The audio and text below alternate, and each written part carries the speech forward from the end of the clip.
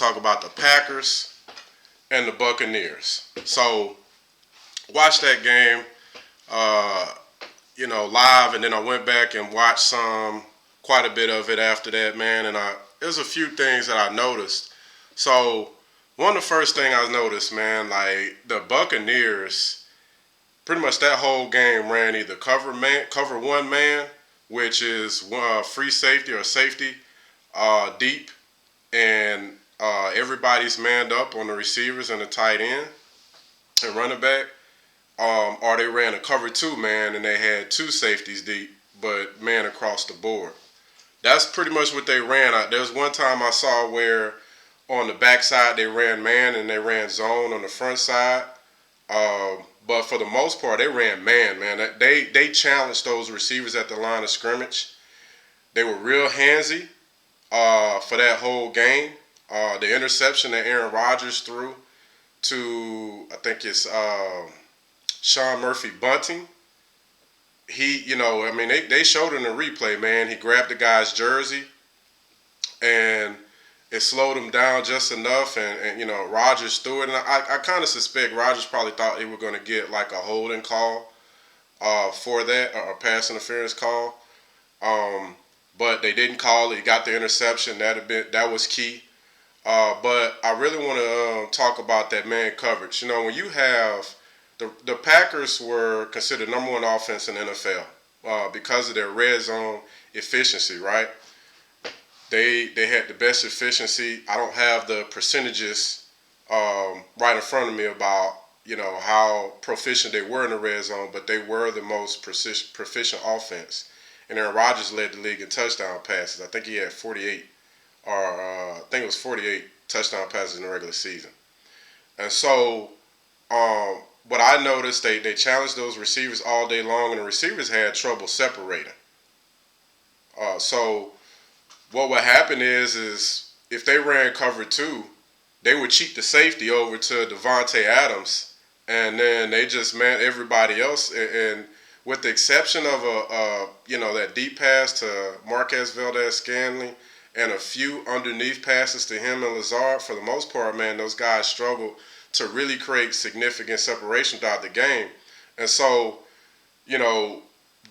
most of the game they really didn't need to send a blitzer, a lot of blitz, and when they did, it probably was just one additional guy. So there was a 5-man rush, the four down lineman, and then a linebacker was sent. Sometimes they sent a safety blitz, right?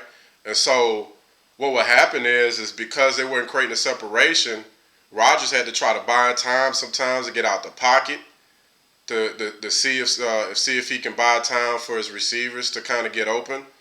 But then you notice, the other thing too is what caused a problem because of the lack of separation. It was because it caused him to get sacked. I think he was sacked 5 times total, but in the first half he was sacked 3 times, and they had double digit. They were in the double digits in terms of pressures, so they was getting significant pressure on them all day long. I know a lot of people, you got people saying, oh, well, they lost because of Rodgers. He played a bad game, or he came up short, or he didn't do a good job. So I do want to address the red zone attempt they had where they went to Devontae Adams 3 times in a row. So that first pass where they had Devontae lined up, I think he was lined up in the slot. And then he kind of ran, I want to say he ran a flat route. I might be wrong about that, but I think he ran a flat route. And Rodgers tried to throw it to him before he had turned around. And he threw it with so much velocity because the blitz that they sent, I think it was a safety blitz. He really didn't have much time to wait for Devontae to really stick his right foot in the ground and kind of start to turn his shoulders. So he had to throw it quickly. And it really didn't give Devontae Adams enough time to really set. So if it was just a hair late, maybe like a half of a second, thrown a half a second later, or with just a little bit less of velocity, I think Devontae would have came down with it. So However, it did hit him in the hands. And so, like they say, man, as a receiver, if it hits you in the hands, you're supposed to catch it. So that one's kind of, it's kind of, that was just a tough one. The next one, they tried to, I think it was like a sprint out, and he tried to get it real quick to Devontae in the flats. And Devontae David, the linebacker for the Buccaneers, he just made a great play, man. He broke on the ball. He read a sprint out. And so anytime like that, quick game, you're supposed to try to get underneath the closest route, and that's what he did, and he batted away. So that one, that was just a good play. The next play, however, I'm going to blame on Rodgers, right? So I think, Adams I think he was in the slot, and Rodgers he predetermined he was going to throw it to him no matter what. So he threw it to him in the back of the end zone. By the time he threw it to him, Devontae, he really didn't have enough time to set and get both his feet down. But if you go back and look at that play, Allen Lazard was wide open underneath, man. So if he had just came off of his first read and Adams, he could have had Lazard for a touchdown as opposed to a field goal. So I will blame that particular play on Aaron Rodgers. That's on him. Then you had a situation where Kevin King, the first touchdown the Buccaneers scored, I noticed that. So he did a decent job on Evans at the line of scrimmage and jamming him. And he was kind of with him until at the very end, he tried to cut underneath, and he misjudged the ball. He thought he could bat the ball down as opposed to playing the receiver all the way through and trying to challenge at the last minute. I think he would have been a lot better off. The other thing too is that was a big play in the game was the second half. Aaron Jones, he fumbled the ball, and Devin White returned it. I know he returned it to the red zone. I forget what exactly where, but it was somewhere around the 20-yard line, inside the 20-yard line. And the Buccaneers they capitalized. They didn't really have very far to go. So you had that going on. The other thing I didn't really like was the amount of times they were trying to use or get Jamal Williams going as opposed to Aaron Jones, who is their most explosive running back. That was the other thing I didn't like about their game plan. They started off trying to feed Jamal Williams. So I didn't like that as well. But all in all, I felt like Aaron Rodgers played a pretty good game. He played well enough to win. And the defense made some good plays. There's some mistakes they made, no doubt. One of the biggest mistakes that everybody was talking about or has been talking about was the last play in the first half. So Mike Pettine decides to run a cover one robber. So basically what a cover one robber is, you have one deep safety. You take one of the safeties to kind of help cover the middle of the field. So typically you're probably trying to, you're trying to keep them from throwing it in the middle of the field in that type of defense. You're guarding the seams, typically where your slot receivers or your tight ends are. Well, in that situation with 6 seconds left in the first half, if anything, you would think you'd want them to throw over the middle of the field so that they would run out of time. I don't know. I don't think that they had any more timeouts. So I don't really like that particular defensive play call, but let's just deal with that play call as is. So everybody knows Kevin King got beat. He was playing Bell technique. So Bell technique, the objective is to drop at somewhat of an angle. You kind of turn, your butt is kind of pointed towards the sideline. You're protecting the outside. You don't have any outside help in a cover one. So, but you're supposed to be able to see through the receiver to the quarterback. That's the purpose of that kind of technique. Well, pre-snap, he lined up 5 yards back. Well, I would say he should have did what J.R. Alexander did on the other side, was back up to 8, maybe even 10 yards, because Scotty Miller was lined up on Kevin King, which is a horrible matchup for Kevin King. And instead of just immediately bailing out and getting on his horse as soon as it snapped, like he kind of lollygagged his way out of there, almost as if he thought he had almost as like it was like he had cover two over there where the safety was closer, so the safety could immediately come over there and help him. So then Scotty Miller gets outside of him, and at that point he's even. And now Kevin King is what? He's flailing his arms. His technique is bad. It's too late, man. You're already taking bad, false steps. You already beat when he's even. So there's a few things where I notice where I look at Kevin King's game. For me, I don't think he's fit for this defense. Mike Pettine comes from the school of defense of Rex Ryan. These guys are cover one, cover zero guys. They're really aggressive defensive minds. And you got to have cornerbacks that have really fluid hips. They got really quick and fluid hip turn. Their steps have to be precise. They can't be having those false steps. And their base has got to be good. All these things are things that Kevin King doesn't do well.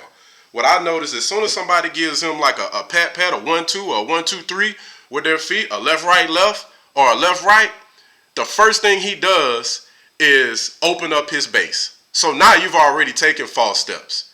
And the other thing too is you've made it harder for yourself to change direction. So you already beat. So in my opinion, that's a personnel issue. This guy isn't fit to run that defense. Where I see Kevin King fitting is as one of those long corners that the 49ers got, like in the mode of a Richard Sherman. Not saying he's on Richard Sherman's level, but that's his style of play. He's a zone corner. And when I say zone corner, the 49ers, the Seahawks, I would imagine the Jets are going to probably run that style of defense. I think the Cowboys hired, it's either, I don't know if it was the previous head coach of the Falcons or Gus Bradley, who's used to be a defensive coordinator for the Seahawks years ago. But they run a lot of cover three, zone, right? And so in zone, it's basically like a puzzle. You got an area that you've got to cover.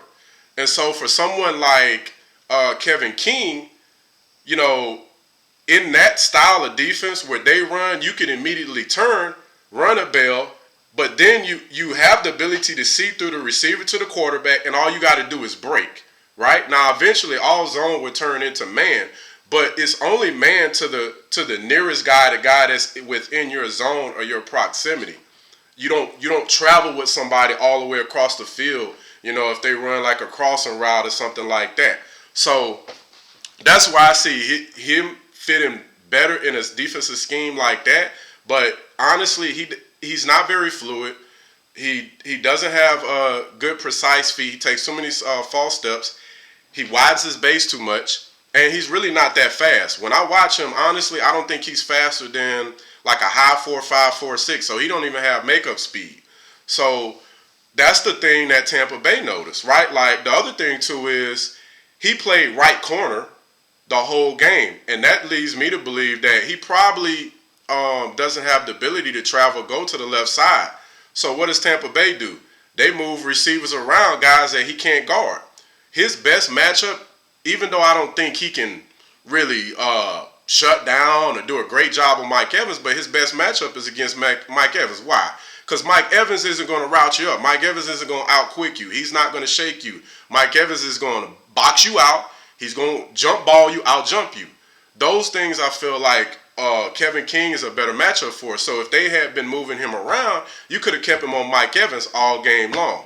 That's another problem I think that they ran into. And so for me, going back to that play before halftime, I believe that they should have ran, even if you don't want to run a prevent defense, they could have at least run a cover 4 where you drop both of your corners and both your safeties in coverage. Make sure they don't beat you deep. Make them check it down, man. Cover all that stuff. And that ended up, when you look at the point totals, that ended up being huge when it came to the outcome of the game. So I would say there's a little bit of a personnel issue that the Packers have. They need a receiver that's going to threaten the defense deep, cause them guys to commit and zone faster so those zones open up quicker, those holes get bigger, and then 2, that may cause the teams to run more cover 2, and the safeties have to commit to help on the number one receiver in Adams, and then whatever that other receiver is, a good guy. I think that they might want to target because he's a free agent. Somebody like Will Fuller.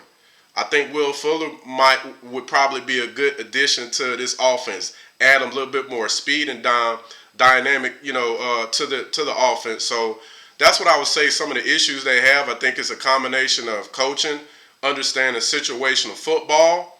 I think you got a little bit of a personnel issue, which are things that, quite honestly, a lot of people were talking about going into this season. The Packers drafting Jordan Love in the first round rather than trying to draft maybe a receiver.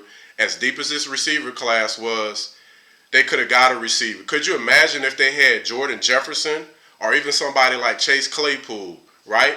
Receivers like that to go along with Devontae Adams and then having Alan Lazard. I'm not going to mention Marquez Valdez-Scantling because he's too inconsistent, man. He's got speed, but he had a pretty good game Sunday, but he's been up and down all year long. So that's what I would say with the issues with the Green Bay Packers. There was other things in that game.